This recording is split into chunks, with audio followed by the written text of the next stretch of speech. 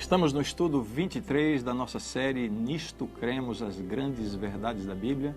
O tema de hoje, muito interessante, matrimônio e família. O que a Bíblia ensina sobre isso? O casamento é uma instituição divina, estabelecida pelo próprio Deus lá no Jardim do Éden, antes mesmo da entrada do pecado na história humana. Um grande escritor cristão chamado John Stott, ele deu uma definição interessante para o casamento. Veja só a definição dele. O casamento é uma aliança heterossexual exclusiva entre um homem e uma mulher, ordenada e selada por Deus, precedida por um deixar público dos pais, consumada na união sexual, resultando numa parceria permanente e mútua, normalmente coroada pelo dom de filhos. Então eu convido você agora a me acompanhar no estudo a respeito do que a Bíblia ensina sobre o casamento, o propósito do casamento e tantas coisas importantes que aprendemos a partir da Palavra de Deus. Me acompanhe no estudo de hoje, então.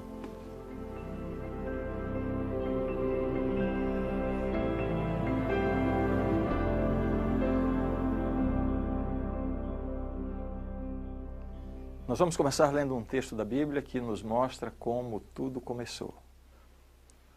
Aí está Gênesis capítulo 2, versos 21 a 24.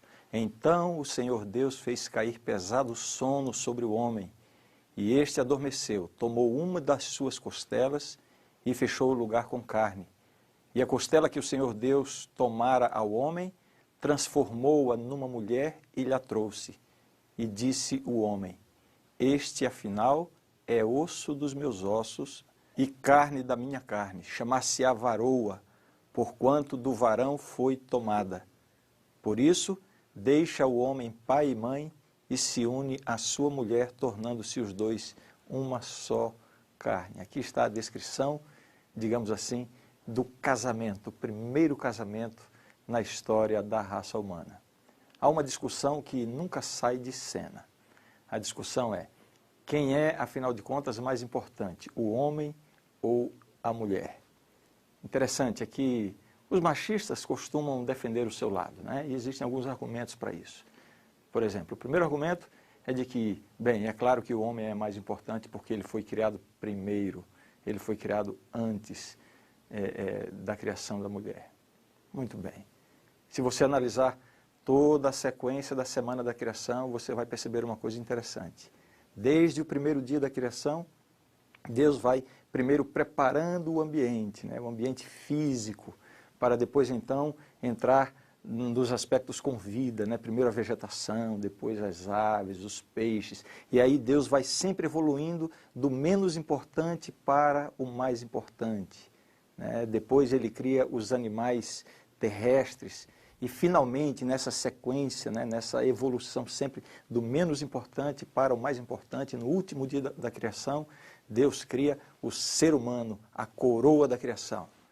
A pergunta é: com o ser humano, quem foi criado primeiro, o homem ou a mulher? Foi o homem, né? Então, se esse raciocínio tem algum valor, e se Deus vinha seguindo em ordem de importância, é mais fácil concluirmos de que na criação a mulher tem uma posição mais importante. É claro que eu estou usando esse argumento apenas para refutar a ideia de que o homem seja mais importante. Esse argumento que eu usei não é um argumento teológico. Na verdade, Deus criou homem e mulher em igualdade. É interessante que Deus escolheu tirar a mulher da costela de Adão. E isso aqui já é um assunto tão comentado. Veio do lado, nem da cabeça, nem do pé, do lado, para demonstrar igualdade. Quando Deus disse: façamos o homem à nossa imagem e semelhança, o termo homem é usado aqui, tanto em hebraico quanto em português, no sentido genérico, conforme ocorre mais de 500 vezes no Antigo Testamento. Envolve o sexo masculino e o sexo feminino. Na Bíblia, o casamento é o alicerce da família, o fundamento da própria sociedade, desde o princípio, desde o Éden.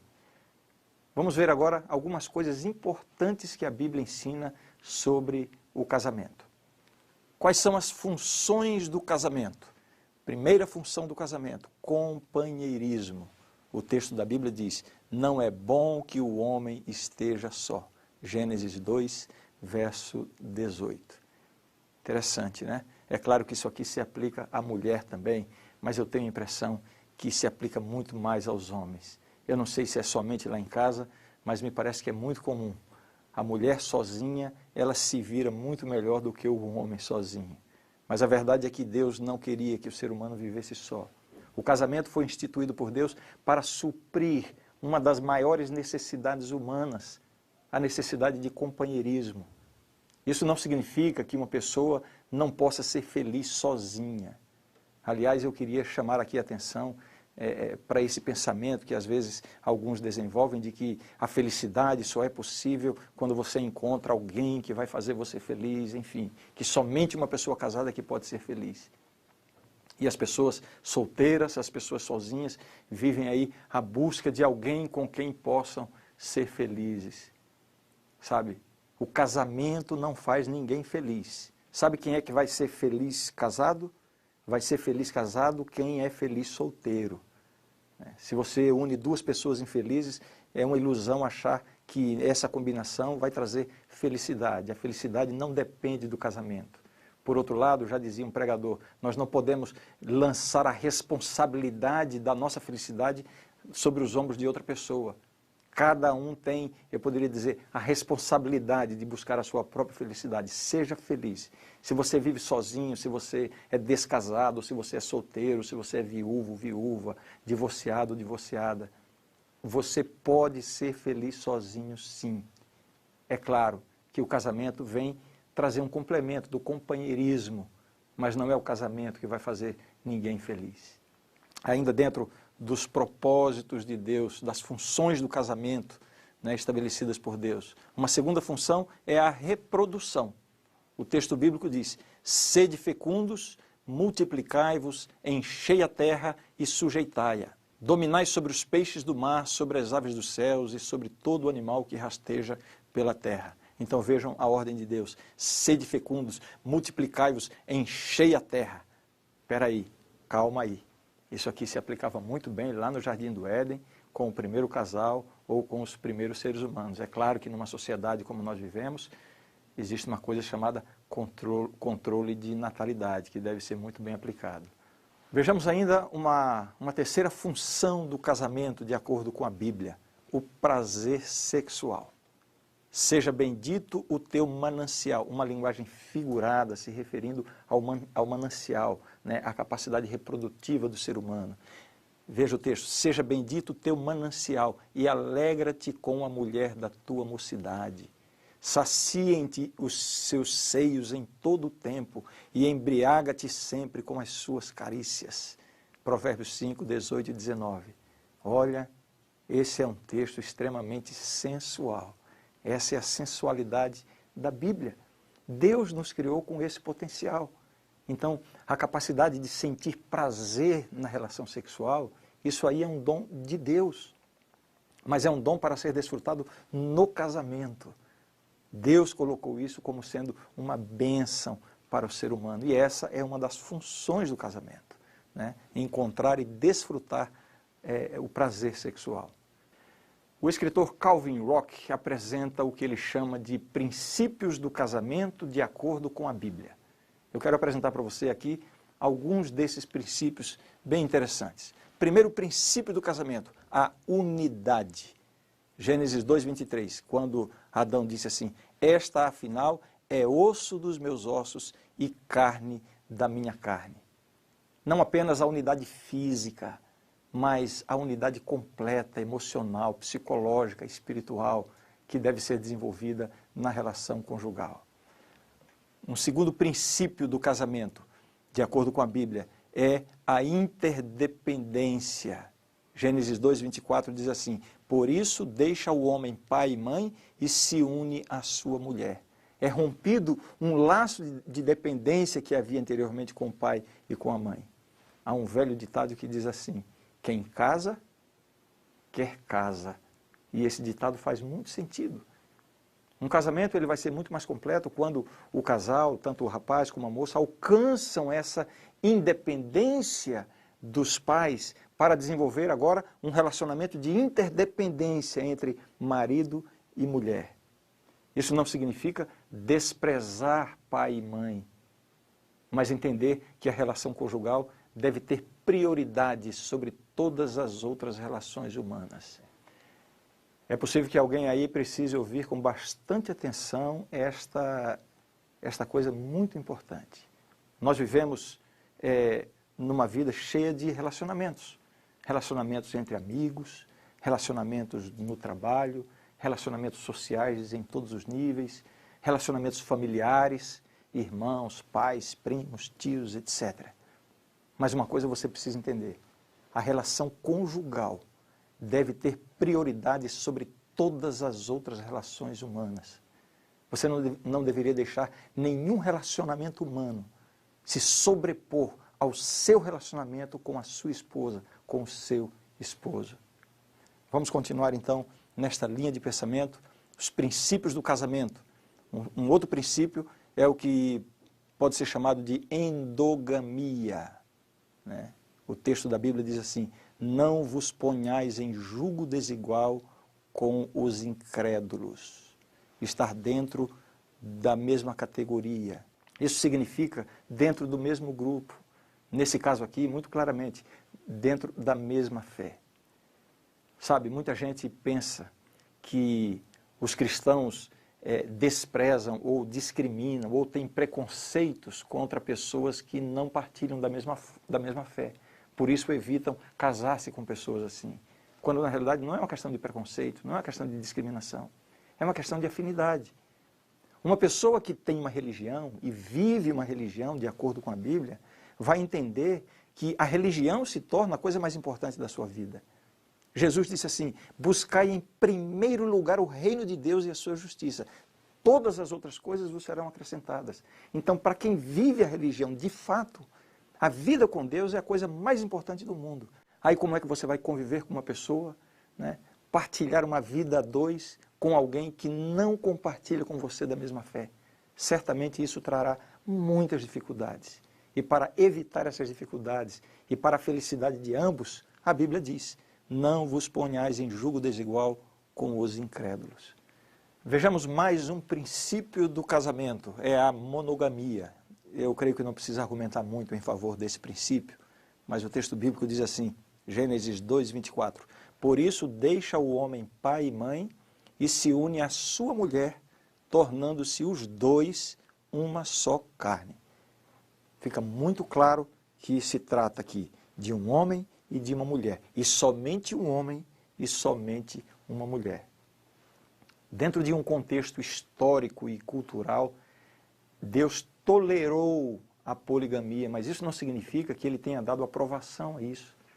Ao contrário, a Bíblia escancara os terríveis problemas que a poligamia trouxe para Abraão, para Davi, para Salomão e outros que a praticaram no contexto da Bíblia. Muito bem, outro princípio do casamento, de acordo com a palavra de Deus, é o princípio da permanência.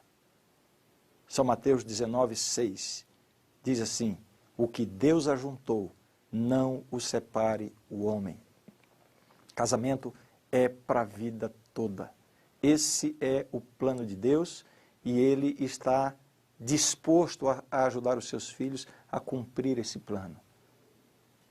É por isso que, antes de entrar no casamento, se você está namorando, se você está pensando em namorar com alguém, existe tempo, existe possibilidade para conhecer, para desenvolver afinidades, para perceber as diferenças, para avaliar e ver se realmente essa pessoa é uma pessoa com quem você poderá viver o resto da vida. Porque diante de Deus, o casamento é uma aliança que não deve ser desfeita nunca. Portanto, esse é um princípio bíblico para o casamento, a permanência. Um outro princípio do casamento é a privacidade. Vejam o que o texto de Gênesis diz. Nós já lemos, mas vamos agora enfatizar esse aspecto. Por isso deixa o homem pai e mãe e se une à sua mulher, tornando-se os dois uma só carne. Você percebe que existe aqui um elemento de privacidade? Deixar pai e mãe, se unir, viverem ambos como uma só carne. Todo casamento precisa de privacidade. Eu não estou querendo dizer que um casal não pode ou não deve ter amigos, não deve ter vida social, não é nada disso. Essas coisas são boas, são necessárias para a vida do casal.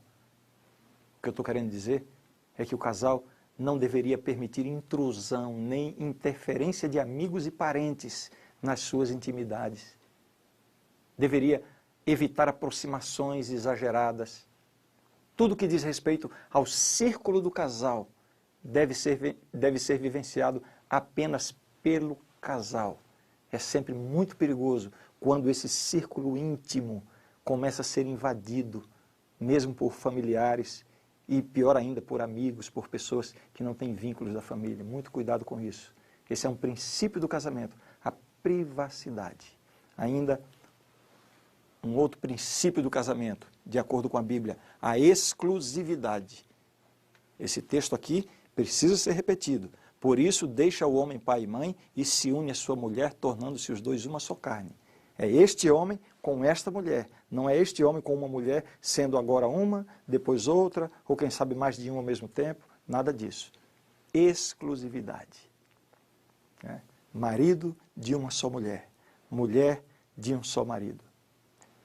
Além da vida conjugal, existem outras relações familiares sobre as quais a Bíblia também fala.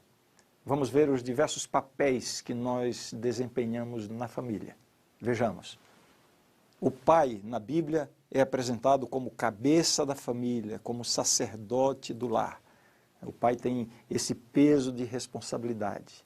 Quando diz que ele é a cabeça da família, que ele é a cabeça da mulher, cuidado com essa interpretação machista de dizer que a mulher tem que ser submissa ao homem em quaisquer circunstâncias. Eu vou dar uma dica aqui. Se você estudar esse assunto na Bíblia, é verdade.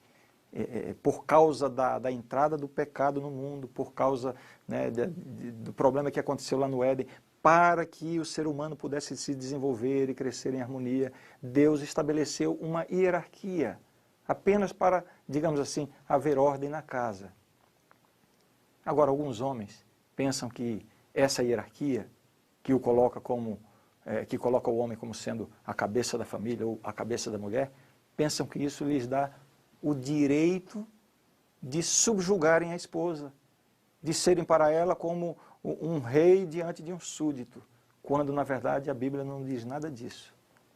Se você estudar esse assunto na Bíblia, você vai descobrir uma coisa. A Bíblia diz, a mulher deve ser submissa ao seu marido, sim. Mas a mesma Bíblia diz que o marido deve amar a sua esposa assim como Cristo ama a igreja.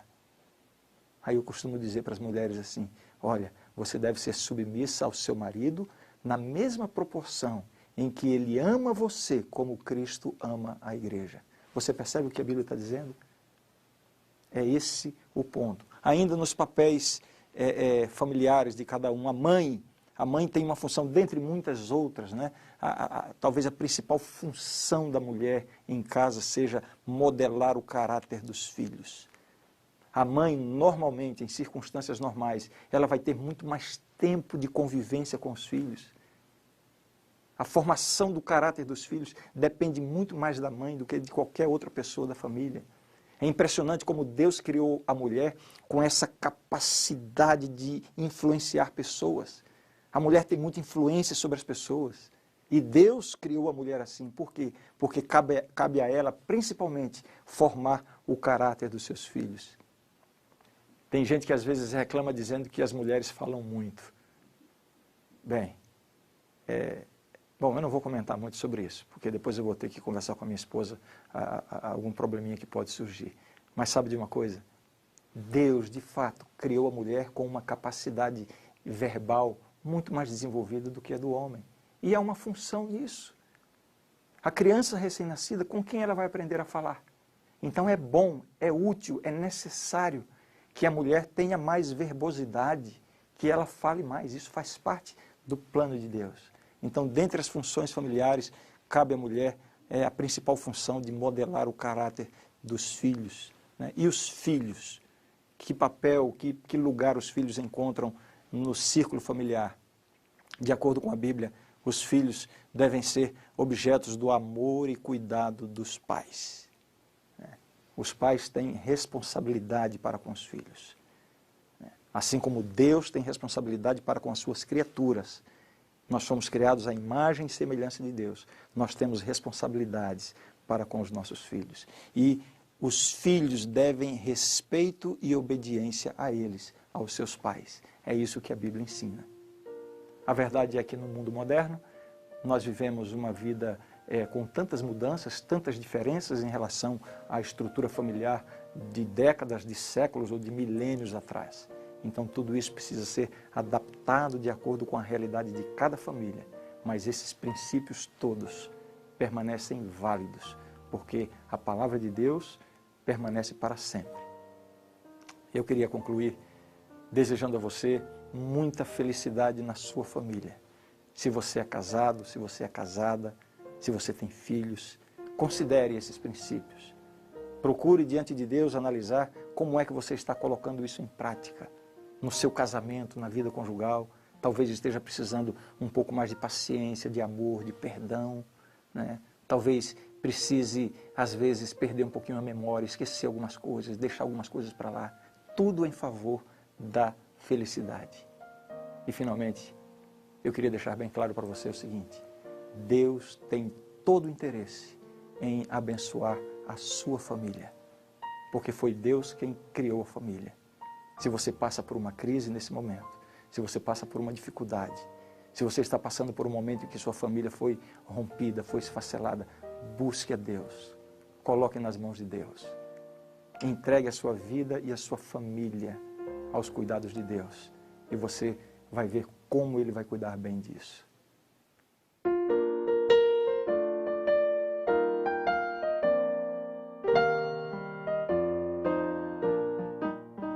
Se na família está Jesus, é feliz o lar, é feliz o lar, é feliz o lar. Se na família está Jesus, é feliz o lar, é feliz o lar.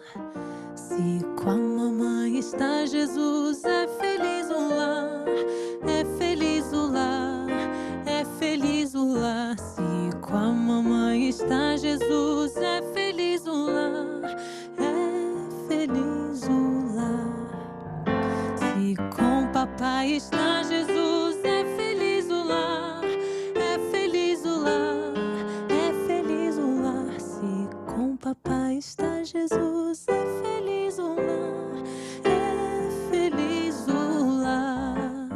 Se na família está Jesus, é feliz o lar, é feliz o lar, é feliz o lar. Se na família está Jesus, é feliz o lar, é feliz o lar, é feliz o lar, é feliz o lar.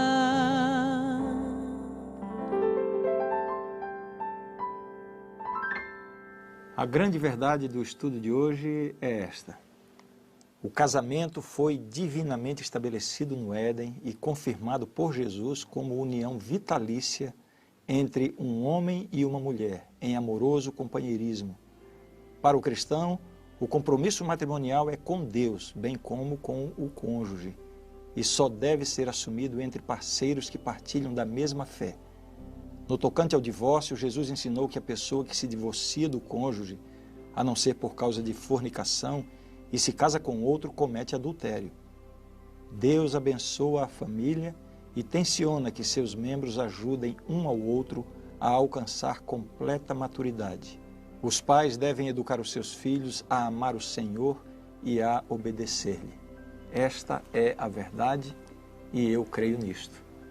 No nosso próximo estudo, nós vamos estudar um assunto extremamente importante: o ministério de Cristo no santuário celestial. Não perca!